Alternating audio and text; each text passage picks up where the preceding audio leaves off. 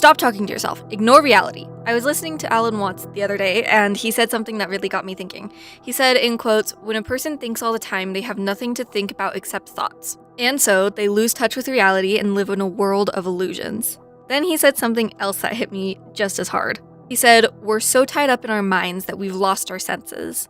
And I don't know, there was something in those two quotes that stuck with me, because if you really stop to think about it, that's exactly what many of us do. We spend so much time inside our own heads that we almost forget to experience what's actually happening all around us. And let's be honest, sometimes we don't need to listen to our thoughts. You need to sit down and listen to them from an outside perspective and just observe. And believe me, this is coming from an overthinker. I am someone who is still learning this for herself. Trying to actually do this is so much harder than it sounds. Believe me, it is beyond difficult sometimes. Learning how to sit down and quiet your mind isn't necessarily about making your brain stop thinking. And I think that's one of the things that is difficult for me to kind of process and do, because I don't even know that that's possible. I mean, I know it's possible, but at the same time, it's hard to convince your brain that it is.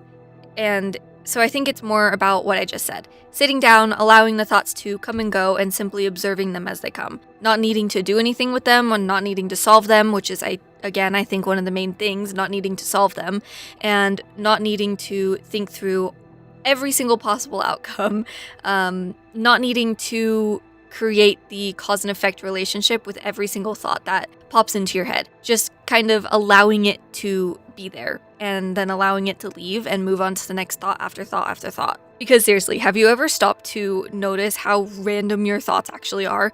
Like 1 second, you're thinking about work. The next second, your brain goes, "Man, tacos really sound good right now."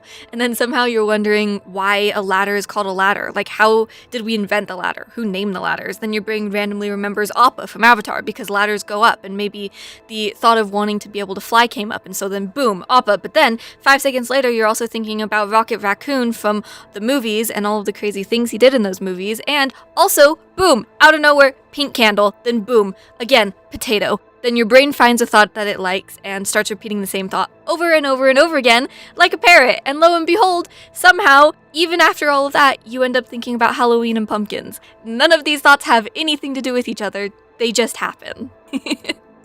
So why is it that we treat every thought as if it means something? Why do we immediately assume that because we thought something, we have to believe it, or fix it, or solve it? Because maybe, hear me out, and I know this is crazy, maybe it's just a thought. I know, what the heck? Maybe a thought is just a thought.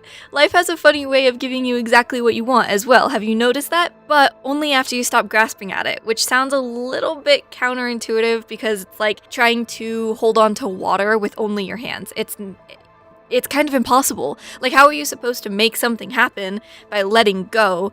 And it doesn't really make sense at first, just like the water situation, but really the key is just letting go enough for it to show up in your reality, because just like the water, the tighter that you try to hold on, the more it slips through your fingers. And I think that's the same case with life. The tighter we try to control every outcome, every circumstance, every little detail, which again, coming from an overthinker, I 100% understand and love and like to do, but the more it feels like life slips through our fingers too. Sometimes, what I've found is that we just have to exhale a little bit. We have to let the energy shift. I heard someone say this the other day. They said, when you insist, you push life away. When you allow, you let reality show you what you've been chasing. And I love that, because you are grasping onto life so tightly sometimes. It's almost as if you might not trust life to deliver what you are going after. You're trying to control every little piece of it, because somewhere deep down, fear has convinced you that if you don't hold on to it, it'll never happen. But when you are able to let go, you'd find the truth. That being, you already know everything that you need to meet that moment. You don't need to know every step, you just need to know the next one. And maybe that's what life has been trying to teach us the whole time. It's the realization that life is a dance, if you know the song. Yes, that's what I'm referencing. But you learn as you go. Life's a dance. You learn as you go. It's not a game of tug-of-war where the harder you pull, the more you win. Because honestly, most of our struggles come from one subtle misunderstanding. We trust fear. We trust fear more than we trust life. Fear is familiar, it is practical, it sounds practical. Fear tells us that planning and organizing is never enough. All of the planning and organizing that we try to do to help this fact and to help things, it's just never enough. That's what fear tells us. It tells us to plan more and think more and hold on tighter and don't loosen your grip, otherwise life will get away from you. While on the other end, life quietly keeps reminding us, hey, you already know. Life is supposed to be fun, it's supposed to be easy, and you're supposed to achieve everything that you want in life. And I know when I say that it's supposed to be easy, I don't mean that everything is going to go exactly the way you planned it. I don't mean that you are never going to have hard days or hard moments. And I don't mean that nothing is going to ever go wrong ever again, because that's just fear coming up again, disguising itself as something else. And it has a funny way of doing that. It doesn't show up always looking scary or with a scary mask on. Sometimes it's just showing up as practical. Sometimes it sounds like responsible. Sometimes it even sounds like your own voice and it says, maybe wait a little longer, or you're not ready yet, or what if this isn't the right decision, or what if something goes wrong? And before you know it, you're not listening to life anymore, you're just listening to that fear. And I heard another analogy that I absolutely love, and it says, fear is like tightening strings on a musical instrument. The tighter and tighter that you pull them, the more tension there is, until eventually, boom, they snap. But trust is what allows the melody to play. And I think that that is such a beautiful way of looking at it, because trust doesn't mean everything is going to go perfectly. It doesn't mean everything is going to happen how you planned it, like we talked before. It just means that you're willing to keep moving with life instead of trying to control every single note before the song has even started. The universe is moving with intelligence that is far older than your plans. Think about that. The universe has been doing this a lot longer than either you or me has been here for. And yet, most of the time we get so stuck in the place that we are in that we become convinced that there's only one path ahead. One opportunity, one way, one answer. That there's only one. And that's the only thing that we see. But that's only because it's the only path we can currently see. The universe sees so much more than we do, and when we choose to move with life instead of against it, we choose to trust that maybe, just maybe, there is something bigger happening than what we can currently understand. Think about it like this. Our awareness brightens like a light in a pitch black room. I love the way of thinking about this because nothing in the room has actually changed. The room is always there, the furniture is always there, the doors are always there. Everything in the room is there. You just couldn't see them before. And I think that's exactly what's happening with life. The opportunities, the people, places, ideas, conversations, the circumstances, they've all been there.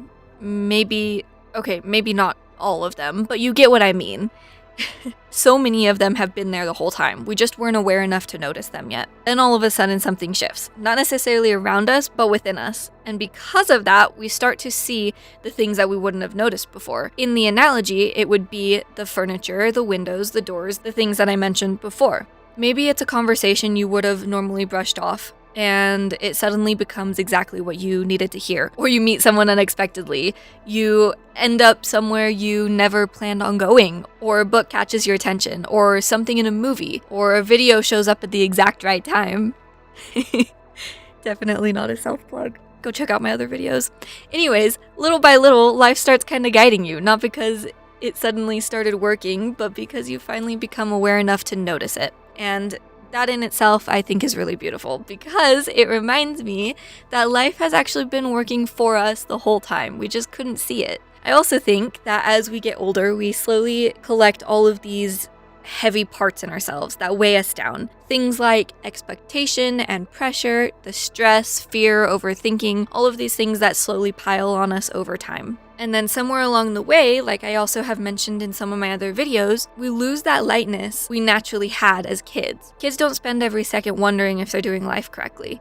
They don't question every little decision. They don't spend all day trapped inside their own heads. They're present, they're curious, playful, and they're just here. And I think part of that growing isn't becoming someone completely different. It's about allowing all of those heavy parts to flow away. Letting go of the things that were never really meant for us in the first place, and allowing the lightness and the curiosity and the naturalness that is inside us to return. Because when you do, you create space. You create space for things like the peace, the joy, the ability to just breathe a little bit more and to notice. And so maybe that's how you allow the universal intelligence to bring back the natural lightness inside of you that has always been there. You just have kind of forgot about it a little bit. It was just hidden underneath everything you've been carrying. All of that said, if you have made it to the end of this video, thank you very much for watching. Please click on this video as you will love it even more than this one, and I will see you there. Bye everyone!